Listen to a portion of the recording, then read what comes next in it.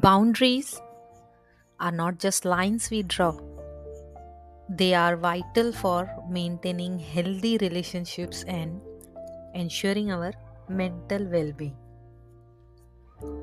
In this week's the theme is setting boundaries, and in this episode, we'll explore how to identify personal limits, communicate those boundaries effectively, and respect the boundaries of others.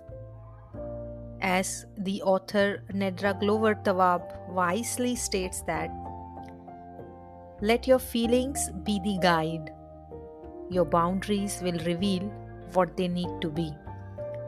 But you have to be aware of that. I believe that it's not only about revealing the boundaries but understanding them and accepting them, that they are your boundaries, and then communicate. So let's see what this episode entails today. This episode is designed to empower you to take control of your life through effective boundary setting. Let's understand boundaries.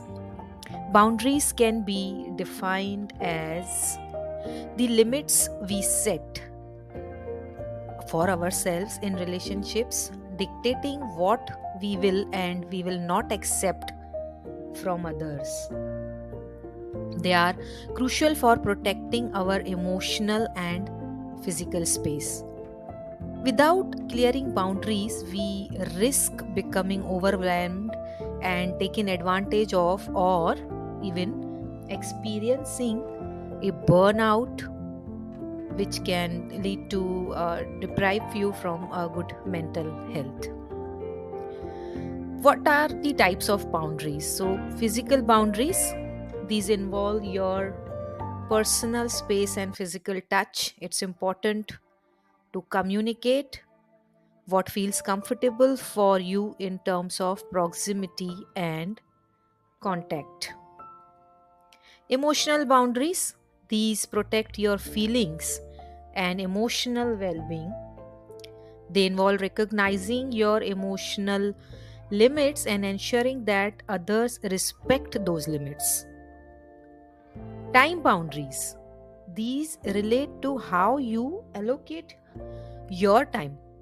Setting limits on your availability can help prevent burnout and ensure you have time for your self care. Now, how do we identify these personal limits? First, we have to identify what are our limits. Only then can we set the boundaries, and only then can we communicate to other people about it. So, to effectively set boundaries, you first need to identify your personal limits, and some steps to do that are self reflection. Take time to think about situations that make you uncomfortable or stressed. What triggers these feelings? Understanding your emotional responses is key to identifying your limits. Recognize signs of overwhelm. Pay attention to physical and emotional signals that indicate your limits are being tested. Now, this can come with some feelings like anxiety, fatigue, you are very tired, and you become irritable. If you are being irritable to someone, that doesn't mean that you don't love them or you don't respect them or you don't want to do what they ask you to, but it's because you have crossed your limits. Your battery is down. The way we have the battery in our mobile, in our laptops, in our iPads, etc., and we need to charge them, same applies to us. Our battery also goes down. Define your non-negotiables. What does that mean?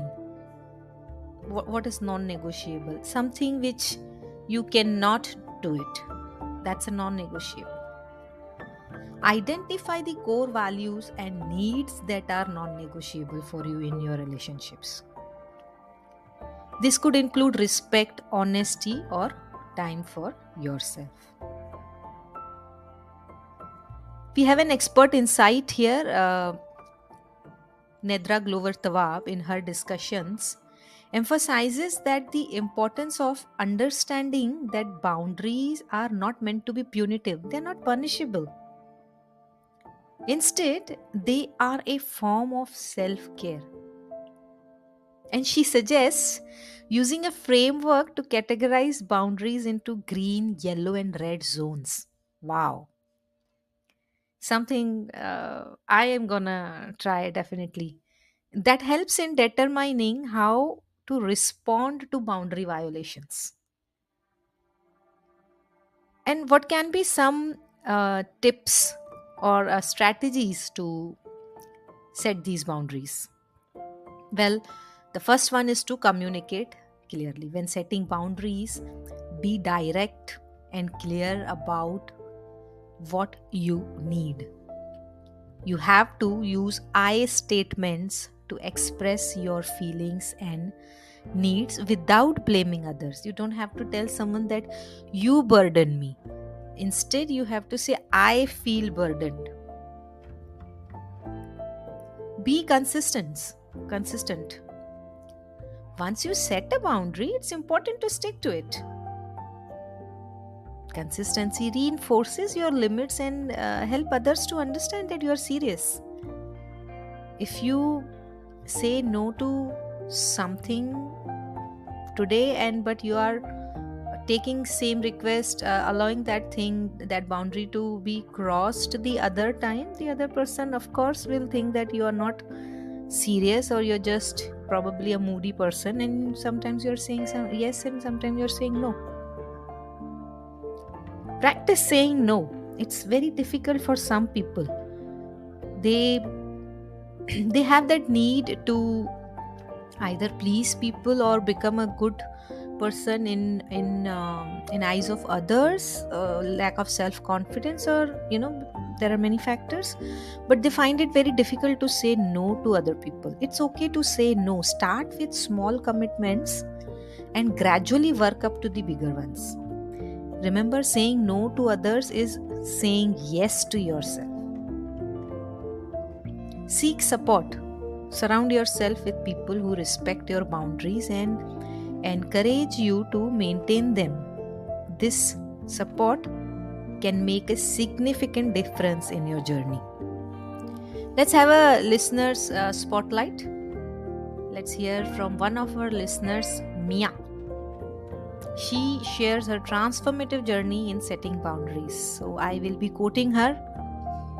A few months ago, I found myself feeling overwhelmed and drained. I was constantly saying yes to requests from family, friends, and colleagues, even when I didn't want to. I thought being helpful and accommodating would make me more likable, but instead, I felt resentful and exhausted.